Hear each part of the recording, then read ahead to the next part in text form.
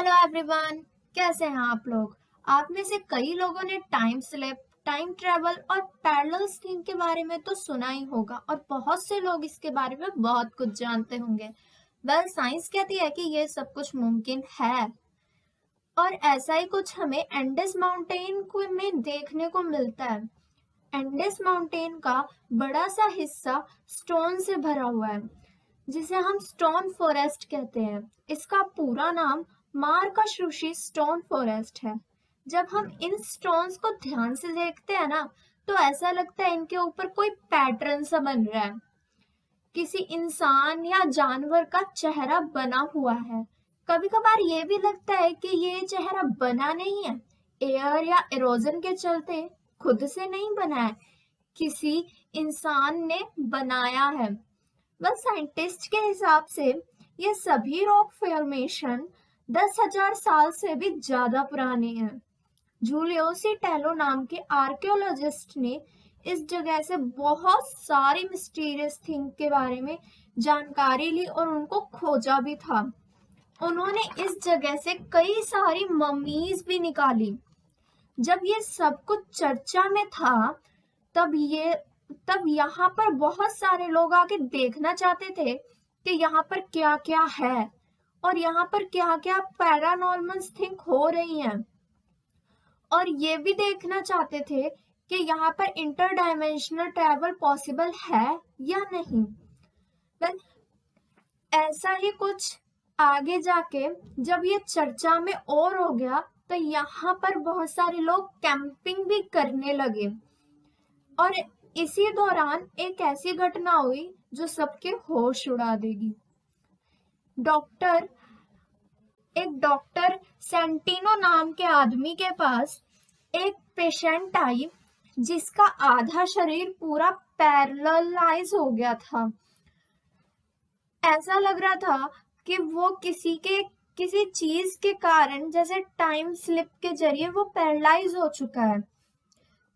उस डॉक्टर ने उसके ब्रेन का स्कैन किया तो ऐसा लगा कि ऐसा कोई घटना नहीं हुई है जिससे उसके ब्रेन को नुकसान हुआ हो और उसका ब्रेन भी पूरी तरह से ठीक था। आखिर उस स्टोन फॉरेस्ट में क्या था, जैसे वो वहां पर गई और पैरालाइज हो गई।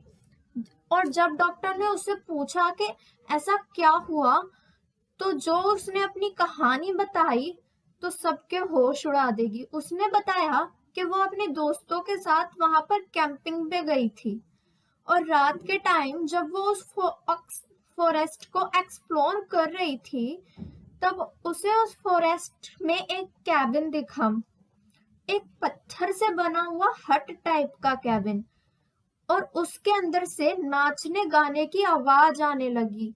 ऐसा लग रहा था कि अंदर कोई सेरेमनी चल रही हो और सभी लोग वहां पर बहुत खुश से थे।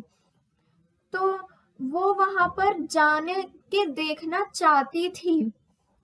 तो जैसे ही उसने पास गई तो उसे 1700 के लोग देखने को मिले।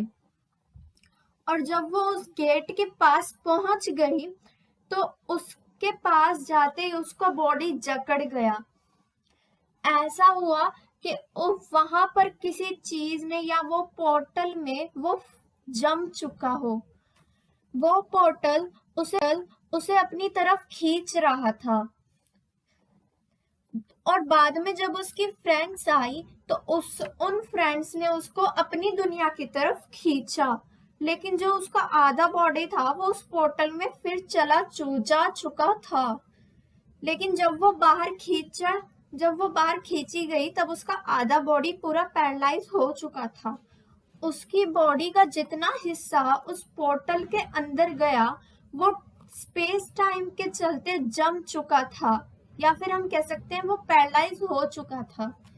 ये शायद एक टाइम स्लिप की घटना रही होगी, जहां पर टाइम स्लिप के चलते हमें 17-18 सेंचुरी देखने को मिली।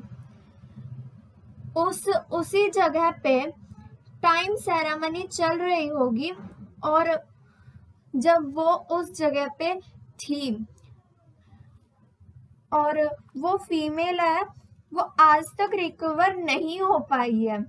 आखिर उस कैबिन के अंदर अचानक से टाइम स्लिप कैसे हो गया, अचानक से टाइम स्लिप का पोर्टल कैसे बन गया, ये आज तक मिस्ट्री रही है और इस मिस्ट्री को कोई सुलझा नहीं पाया है। Thank you everyone.